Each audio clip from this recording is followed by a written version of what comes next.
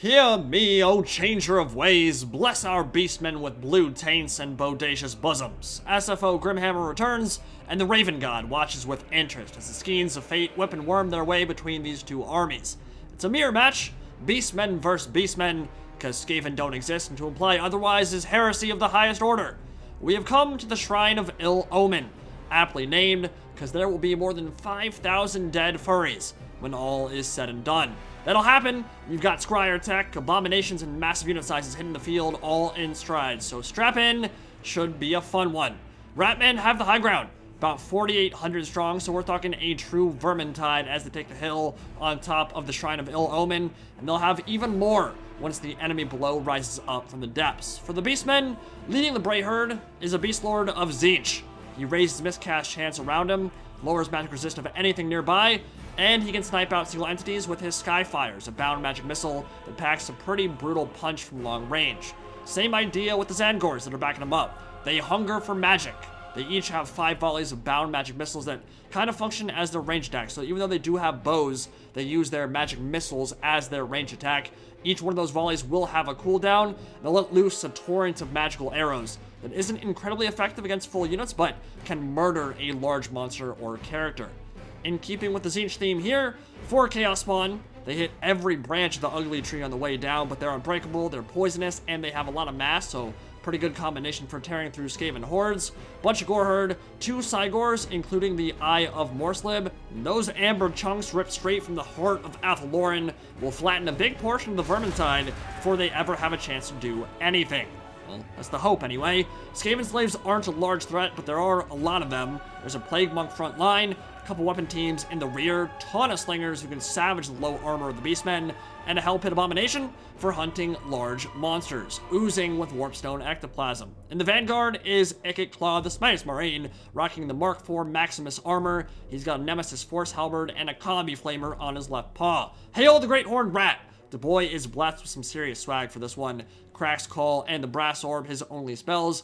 Hidden at the base of the shrine to the north come all his cool gadgets. Doom Flayers in the vanguard, Wheels of Doom backing them up, and a bunch more slaves and rat ogres. So the Skaven are out in force. Like I said, they've got almost 5,000 models on the field. Even more will be coming because there's a Plague Priest on a Furnace, who we'll see to that. So they're going to try and choke this battlefield with their dead. Imperial Guard style. Drown your enemies in a tide of your own blood. Tzaangors will hasten their departure to the Realm of Ruin, and I hope dearly, with all my heart, this is a taste of what we might see from the Beastmen in Warhammer 3. There is just so much more that can be done with this faction.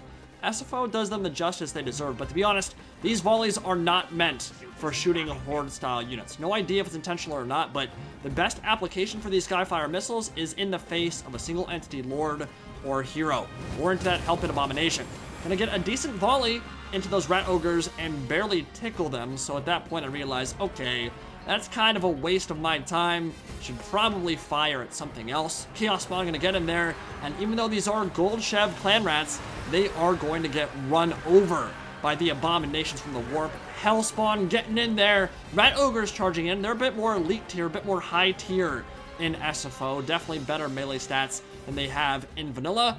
And I've kind of presented a weak center, but it's 2 Cygors, so they're not very easy to kill for any of the Skaven infantry. Plague Rats are moving up. Amber Hawk gonna miss that one, and as they charge in here, gonna try and make sure all those Plague Summons get destroyed by the Cygors. They're really densely packed, low armor, perfect target for the boulders from the Cygors.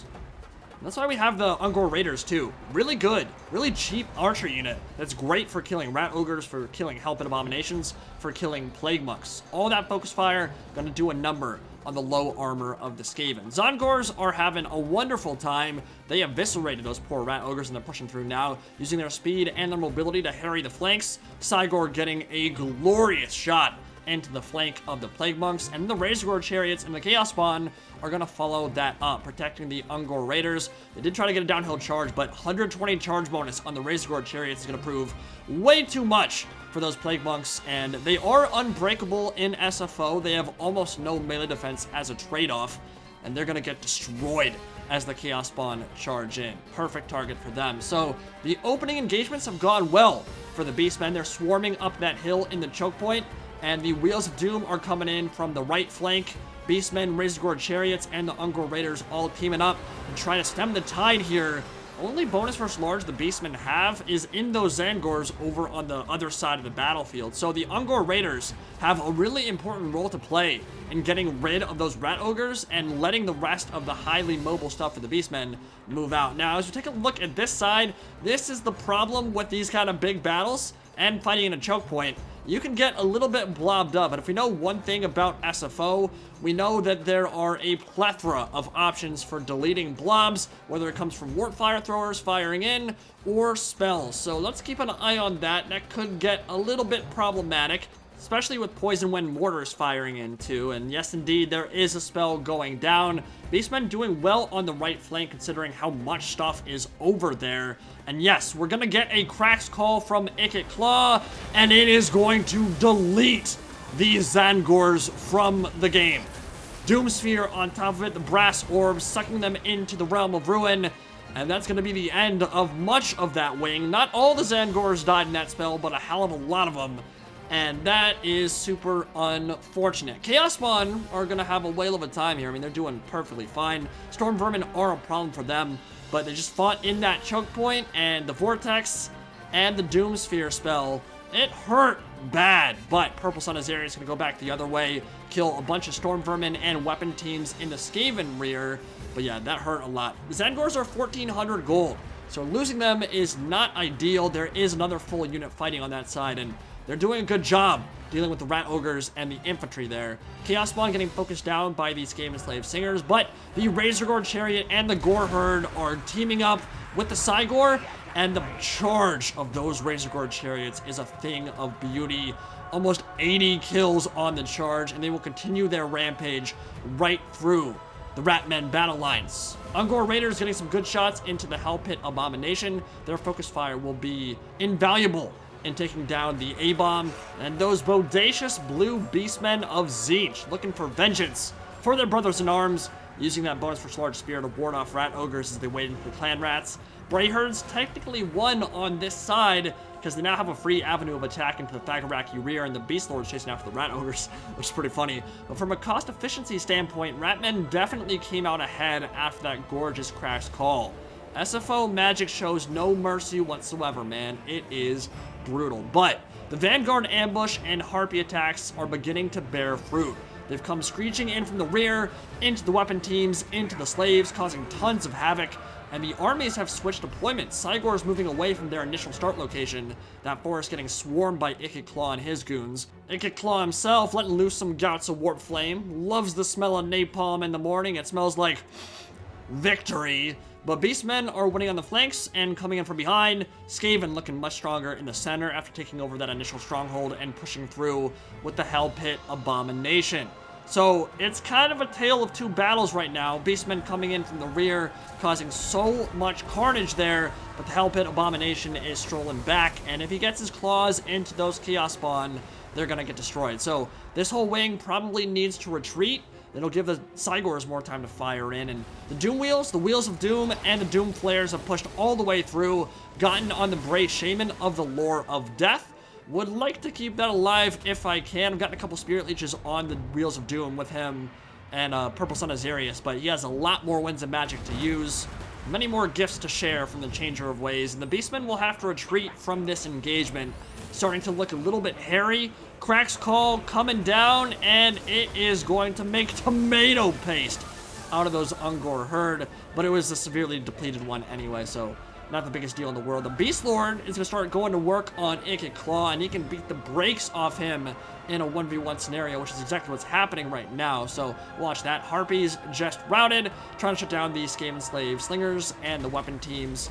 And the Skaven are looking strong up on top of this hill now, but if they lose their leadership, it could be bad news bears. Ikit Claw doing some 720 power swings with that Nemesis Horse Halberd, with the jetpack. Warp, dude, I love Warp Stone technology, man. It's amazing. It has no business being in Warhammer Fantasy, but it is so glorious. I can't knock it at all. Gives it so much charm. Ikit already down to half HP, and the Beastlord is destroying him. So, The infantry fight no longer going so well for the Beastmen, but they've got 2 full-strength Cygors. They've got Unbreakable Chaos Spawn to tar pit everything that's stuck in there. It won't tar pit a Hell Pit Abomination for long, so they're going to realize they should probably retreat. Warp Flame going the way of the Beastlord, but he is still full HP. Warp Flame won't do anything to him because he has all that innate magic resistance, and it's not good for single entities anyway. So the Beastmen are going to bring everything back that they can. There are some Tzaangors down beneath the hill. There is a Razorgore Chariot. There's some Chaos Spawn, 2 full-strength Cygors. HPA is down to half HP and regenerating pretty slowly, so if the Beastlord came over, they could all goon up on him and kill him pretty quick. But there is a Vermintide summon that is blocking his path. He'll go to work here, and he will carve a path through these clan rats, but they're making him waste valuable time, which is not ideal. He really wants to get over to the Hell Pit Abomination, use that bonus for storage, use those Skyfires to whittle it down. If he can do that and kill Ikit Claw, this could be firmly in the grasp of the Beastmen. But the Hell Pit Abomination, it is scary. There are some Ungor Raiders that would help tremendously in that kind of engagement as well. Rat Ogres are coming in though, and they have the speed to get right past Cygor and shut down the Archers, which would probably be the correct play at this point in the battlefield. And more Rat Ogres coming in from behind. Skaven could make themselves a juicy sandwich, but the Razorgore Chariots are coming out of nowhere, smashing through the Thagoraki Vermintide. Oh, it's so satisfying to watch. And they're going to break immediately. Rat Ogres are routing the Gore Herd in the rear, but they might break, and the Ungor Raiders are still ready to fire. Cygors are going to have to get committed into melee now. Razorgore Chariots are coming in to try to turn the tide. Ikit Claw is getting stomped on by the Eye of Morslib. The Beastlord has been tied up by the Vermintide summons and the Plague Furnace, and he has not been able to make it over. Instead, he's going after that Plague Furnace to try to prevent the summons from coming in. Chaos Spawn should be able to tie him down. Bounce Bar has shifted a little bit in the favor of the Skaven, but even though they have a bunch of units on the field, most of the red flags you're seeing are Skaven slaves and relatively useless units. I mean, there are a couple Rat Ogres here and there, but even they have pretty flimsy leadership. Pretty much the entire Skaven horde is ready to break at a moment's notice. This is why we're going after Ikit Claw. Gotta just smash him with those boulders. Finish him. Finish the Skaven horde. But the Hell Pit Abomination is doing what he's meant to do. He's tar pitting. He's trying to go after the monsters. And even 2v1, this might go the way of the HPA if they don't get some help. Rat Ogres into the Ungor Raiders, using that mobility, using that speed, pounding on the Ungor Skirmishers, giving those skinny little Beastmen nerds something to think about. A ride on the pain train, but they're about to break Lincoln Park style, and the HPA is getting gooned up on by the double Cygor play. Now, these poor Gore Herd, they came to the wrong neighborhood. Full strength unit of Doom Flayers roaring out of nowhere, motorcycle gang just rolling on through, shooting blue warp lightning. Gore Herd, they're not going to be able to survive. But the Beastlord gonna start sniping at that Hell Pit Abomination. He's got a Skyfire going right for the Abomination and doing 1,000 damage. So close to finishing it off. Double Cygors are pounding on it. Razorgore Chariot coming in too, but Ikit Claw's got the jetpack and the bonus for large and the AP, and it's beginning to look like it might be all too much for the Bray Herds. Even, yeah, the Hell Pit Abomination just got a little bit of health back. Not a lot from Too Horrible to Die, but the Eye of Morslib goes down. The other Cygor now completely swarmed, surrounded. It's routing. Army losses kicks in, and that will be the end of the game. Honestly, not a whole lot left on the field for either side. Skaven had really depleted Wheels of Doom. That full strength unit of Doom Flayers was probably the biggest issue. The Hell Pit Abomination almost died. Ikit Claw wasn't long from dying either. I think if the Beastlord had been able to get over there a little bit sooner and kill Ikit Claw, they might have had a chance if they got all three of those together and gooning up. The double Cygor and the Beastlord fighting back to back to back, but it was still going to be tough, and really much of that battle hinged on the Crack's call in that choke point. Losing 3 Tzaangors, getting blobbed up there, it's a lot easier for that to happen in a 40 unit cap battle when the armies are this size, but it was a game-losing play for sure. Get more value out of those 3 Tzaangor units, and this could have been a super, super close battle.